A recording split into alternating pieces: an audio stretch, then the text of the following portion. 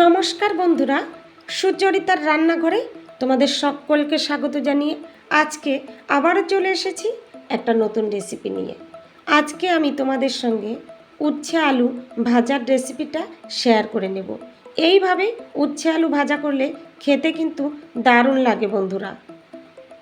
আমার এই ভিডিওটা শেষ পর্যন্ত দেখার অনুরোধ রইল তোমাদের সকলের কাছে।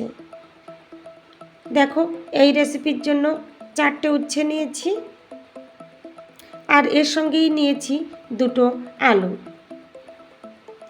এখানে দেখো, উচ্ছে আলু আমি কেটে ধুয়ে পরিষ্কার করে নিয়েছি। এখানে আমি উচ্ছের বীজগুলো ফেলে দিয়েছি। আর 2টো মিডিয়াম সাইজের পেঁয়াজ আমি কুচি করে নিয়েছি। 4-5টা কাঁচা লঙ্কা চিড়ে নিয়েছি।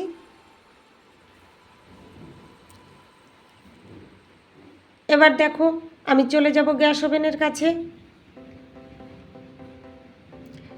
এখানে আমি গ্যাস ওভেনের কাছে চলে এসেছি।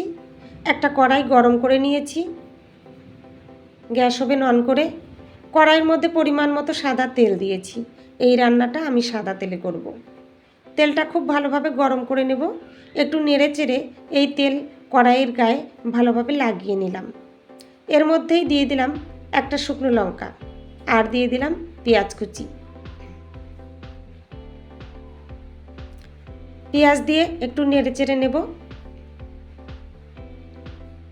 এখানে এই পেঁয়াজ আমি হালকা ভেজে নেব, খুব বেশি ভাজবো না। উচ্ছে আর আলুর সঙ্গে এমনিতেই ভাজা হয়ে যাবে।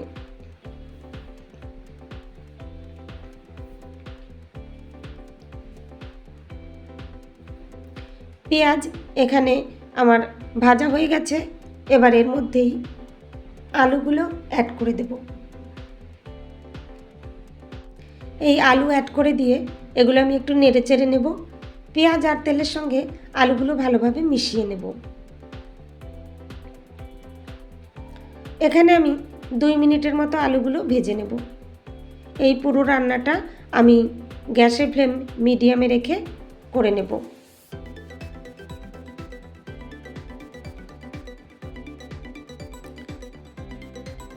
এখানে আমি 2 মিনিটের মতো আলুগুলো ভেজে নিয়েছি। এবার এর মধ্যেই অ্যাড করে দিলাম উচ্ছে।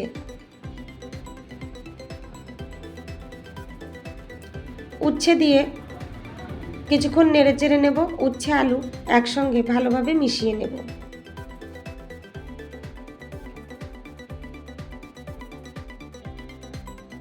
বেশ কিছুটা সময় নিয়ে আমি উচ্ছে আলু একসঙ্গে মিশিয়ে নিলাম। এবার এর মধ্যেই চেরা কাঁচা লঙ্কা অ্যাড করে দিলাম আর দিয়ে দিলাম স্বাদ মতো লবণ। এর সঙ্গেই অ্যাড করে দিলাম পরিমাণ মতো হলুদ গুঁড়ো। এবার এই সব কিছু নেড়ে চেড়ে ভালোভাবে মিশিয়ে নেব।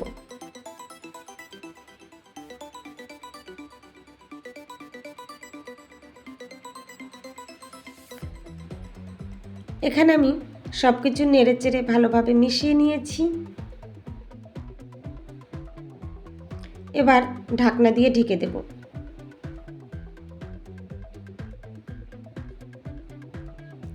এই আলু আর উচ্ছে যতক্ষণ না সেদ্ধ হচ্ছে ততক্ষণ আমি ঢাকনা দিয়ে ঢেকে রান্না করে নেব।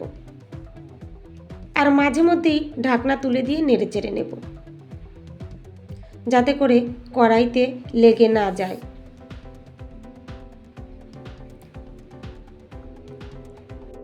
তোমরা যে সমস্ত বন্ধুরা আমার এই ভিডিওটা দেখছো অথচ একটা লাইক দিতে ভুলে গেছো, তোমাদের কাছে অনুরোধ রইল একটা লাইক দিয়ে এই ভিডিওটা তোমরা কন্টিনিউ করো। রেসিপিটা কেমন হলো, তোমাদের কাছে কেমন লাগলো সেটা কমেন্ট বক্সে কমেন্ট করে জানিও। আর যদি রেসিপিটা তোমাদের ভালো লাগে তাহলে তোমাদের বন্ধুদের সঙ্গে একটু শেয়ার করে দিও। এইভাবে উচ্ছে আলু ভাজা করলে খেতে খুব ভালো লাগে বন্ধুরা। তোমরা বাড়িতে একবার এইভাবে ট্রাই করে দেখো, আশা করি তোমাদের খুব ভালো লাগবে। তোমরা যে সমস্ত নতুন বন্ধুরা আমার এই ভিডিওটা দেখছো অথচ আমার চ্যানেলটা সাবস্ক্রাইব করোনি, তোমাদের কাছে অনুরোধ রইল আমার চ্যানেলটা সাবস্ক্রাইব করে পাশে থাকা বেল বাটনটা প্রেস করে রেখো। এতে করে আমার রান্না করা রেসিপিগুলোর নোটিফিকেশন সবার আগে তোমাদের কাছে পৌঁছে যাবে। তোমরা তোমাদের সময় সুযোগ মতো দেখে নিতে পারবে। এখানে আমার আলু উচ্ছে সেদ্ধ হয়ে গেছে। এবার এই বাকি রান্নাটা আমি ঢাকনা ছাড়াই করে নেব, মাঝে মধ্যেই নেড়ে চেড়ে নেব। দেখো রান্নাটা আমার রেডি হয়ে গেছে। উচ্ছে আলু ভাজা আমার একদম কমপ্লিট হয়ে গেছে। এবার এটা আমি নামিয়ে সার্ভিং প্লেটে সার্ভ করে দিয়েছি। এইভাবে আলু দিয়ে উচ্ছে ভাজা করলে উচ্ছেটা অতটাও তেতো লাগে না, খেতে বেশ ভালোই লাগে বন্ধুরা।